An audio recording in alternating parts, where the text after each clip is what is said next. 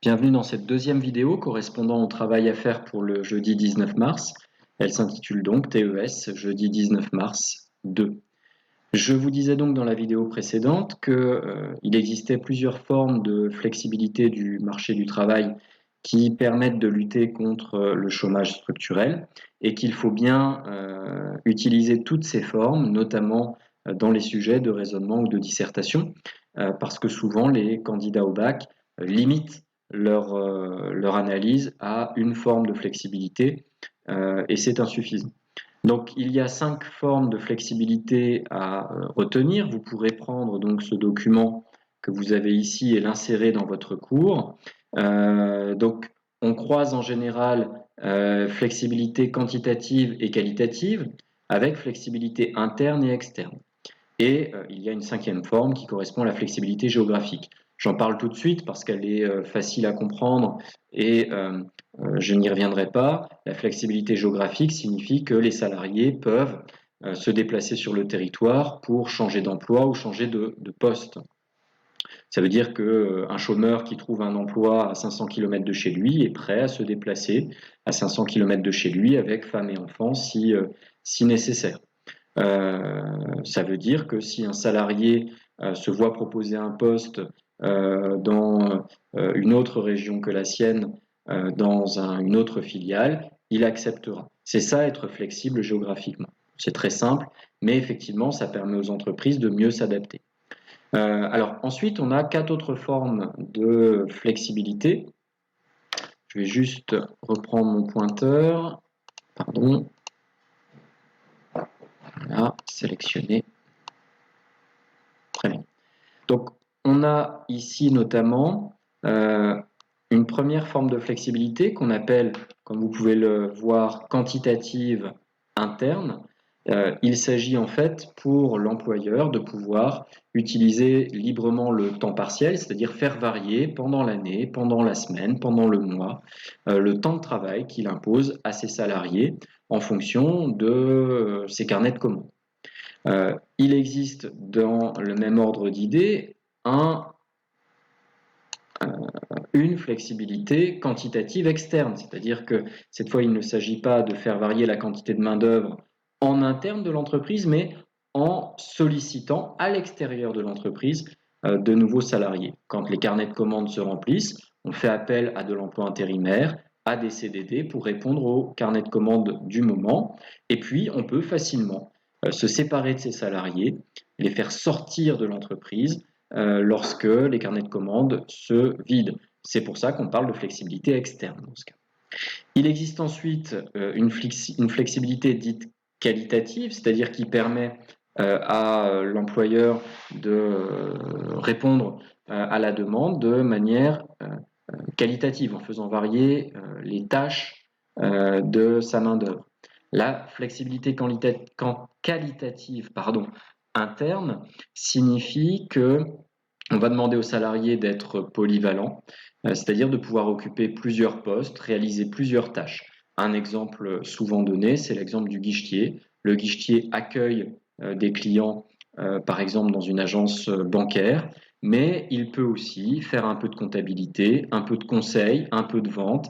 Il peut aussi nettoyer l'accueil lorsque il n'a pas de clients qui nécessitent qu'il intervienne. De ce fait, il va gagner en productivité, ce guichetier, parce que les temps morts où il attendait des clients autrefois vont être remplis par des tâches supplémentaires qu'on va lui demander de réaliser. Il est polyvalent. Deuxième forme de flexibilité qualitative, elle est cette fois externe, c'est le recours à la sous-traitance. On va demander à des entreprises de, de, de répondre par des contrats, par des productions aux besoins d'une entreprise mère.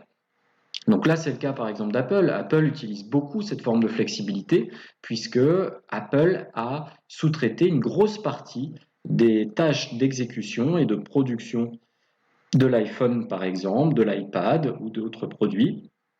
Apple gère essentiellement le service après-vente, gère la production de son operating system, gère le design de ces produits, mais finalement délègue à des sous-traitants toutes les tâches d'exécution, c'est-à-dire de production des produits eux-mêmes. Donc ça permet d'être très flexible parce qu'on peut imposer à ses sous-traitants de modifier le contrat, on peut imposer à ses sous-traitants de produire plus, de produire moins, de produire mieux, de produire moins bien, de produire plus joli, de produire moins cher.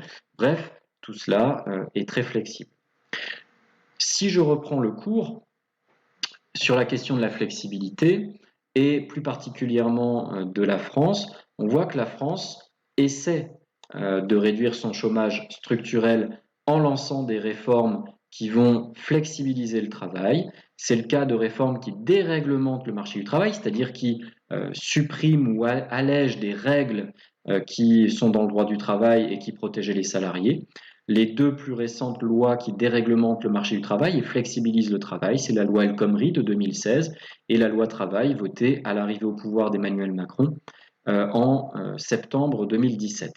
Ces lois ont permis effectivement de diminuer la prise de risque des entrepreneurs lorsqu'ils licencient, lorsqu'ils embauchent. Ça les incite à créer davantage d'emplois et certains disent, à tort ou à raison, je ne sais pas, que la baisse du chômage que l'on connaît depuis fin 2016, début 2017 résulte de ces lois qui ont flexibilisé le marché du travail. Alors ce n'est pas la seule ce n'est pas la seule politique qu'on peut mettre en œuvre pour lutter contre le chômage structurel, puisque le chômage structurel, je vous l'ai dit, il provient aussi d'une inadéquation entre les qualifications offertes par les actifs et les besoins des entreprises en matière de postes disponibles. Et pour favoriser cette adéquation, cette adaptation des qualifications offertes aux qualifications requises, un État peut, là aussi, mener des politiques, on va les résumer à 3 politiques majoritairement, des politiques qui permettent de mieux faire se rencontrer offre et demande de travail, qualification offerte, qualification recherchée. D'abord, l'État peut proposer aux personnes sans emploi des formations. C'est le cas de Pôle emploi, les conseillers Pôle emploi proposent énormément de formations aux chômeurs, notamment aux chômeurs de longue durée. C'est souvent une condition pour qu'ils continuent à percevoir une indemnité. De même, les futurs actifs vont être informés des emplois qui sont recherchés, qui sont libres, disponibles sur le marché du travail. À l'école, souvent, les conseillers d'orientation alertent sur des voies qui sont plus ou moins bouchées, sans issue, et orientent les choix d'orientation vers des emplois plus disponibles, plus nombreux sur le marché du travail. Et enfin, les formations peuvent aussi se faire dans le cadre des entreprises. C'est vrai que former un salarié le rend plus polyvalent et donc plus flexible. Ça lui permet aussi au salarié d'avoir d'autres qualifications et donc sur le marché du travail de mieux s'adapter aux besoins des entreprises si un jour il est appelé à changer d'emploi. Voilà pour cette partie, ce paragraphe sur le chômage structurel. Je vais m'arrêter là. Je vous laisserai poster des commentaires si vous avez des besoins particuliers sur le chômage structurel et j'y répondrai dans la mesure du possible directement sur YouTube. Ça nous évitera de passer par mon bureau numérique qui est actuellement saturé. J'introduis la suite du cours que nous poursuivrons également dans une 3e et dernière vidéo sur le jeudi 19 mars.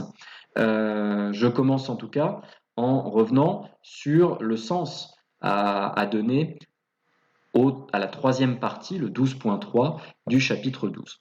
Dans cette 3e partie, il ne s'agit pas de s'intéresser à des politiques actives, c'est-à-dire à des politiques qui luttent contre les causes du chômage, mais il s'agit d'étudier des politiques passives, c'est-à-dire des politiques qui traitent socialement le chômage, c'est-à-dire ses effets négatifs pour les personnes qui se trouvent au chômage. Il ne s'agit donc pas de trouver des solutions au chômage, mais des solutions aux conséquences du chômage avec des politiques passives qui, du coup, ne vont pas résorber le taux de chômage, mais peuvent en tout cas résorber les conséquences négatives. Alors, ce travail, on peut l'introduire avec l'activité 7 que je vous avais demandé de faire pour le jeudi 19 mars. Alors, cette activité 7, on va la traiter donc là maintenant, et puis on verra comment l'utiliser ensuite pour le cours dans la troisième et dernière vidéo du jour. Donc, dans cette activité 7, je réduis un tout petit peu pour essayer de voir l'ensemble de l'activité en même temps. Voilà. Comme vous pouvez le constater, cette activité est sous la forme d'une EC2, c'est-à-dire d'une étude de document, un type baccalauréat. Or, d'habitude, je vous dis toujours qu'une étude de document porte sur un document statistique, un graphique ou un tableau. Malheureusement, il est possible que le jour du bac, vous ayez sous la main, non pas un document statistique, mais un texte. C'est très rare, ça n'est jamais arrivé autant que je me rappelle au baccalauréat, mais c'est théoriquement possible. En tout cas, la possibilité est inscrite dans les textes. C'est donc en fin d'année que je vois sur un ou deux exercices comment utiliser un texte pour répondre à une étude de document.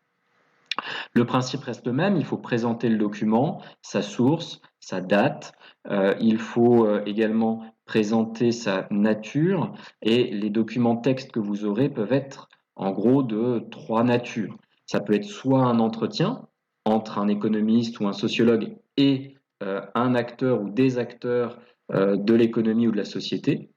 Donc c'est une interview si vous voulez. Ça peut être aussi comment dire, un document qui rapporte des données statistiques qui, sans les commenter, il ne fait que d'apporter des données statistiques qui sont intégrées à des phrases. Finalement, c'est un tableau ou un graphique sous forme de texte, ni plus ni moins. Et troisième chose, c'est ce qu'on a ici sous les yeux, c'est ce qu'on peut appeler une monographie, c'est-à-dire l'étude sociologique d'une vie ou de plusieurs vies qui nous permettent d'en déduire des informations. Alors ici, on voit que ce document, qui a été produit par Stéphane Beau, un sociologue, s'intéresse notamment à Lucien, qui fait face à la précarité de l'emploi. Et on nous demande du coup d'analyser la précarité de l'emploi à l'aide de ce document. Alors, analyser, c'est un mot que l'on a déjà rencontré dans l'année. Je vous rappelle un petit peu ce que l'on attend. C'est à la fois décrire, constater, observer. C'est aussi expliquer, donner les causes. C'est enfin montrer les effets, les conséquences. Donc, il va falloir essayer de trouver un petit peu ces trois éléments-là dans le texte pour analyser la précarité de l'emploi. Donc, j'ai déjà commenté le fait que le C2 portait sur un texte. Donc, vous verrez que la réponse à ce sujet, je vous la laisse prendre en note, elle tient en fait autour du constat, de l'explication et des effets. D'abord, le constat, c'est que la précarité de l'emploi correspond à une instabilité professionnelle. Instabilité professionnelle parce qu'un individu est plongé dans un cercle vicieux qui l'empêche de sortir de la précarité de l'emploi, ce qui provoque des problèmes d'intégration et de lien social. Donc, on va montrer ça avec les éléments qui se trouvent dans le document. Je vous laisse aller voir la troisième vidéo, correspondant à l'analyse de ce document et aux commentaires de la troisième partie du cours, troisième et dernière partie du cours. À tout de suite dans la vidéo prochaine.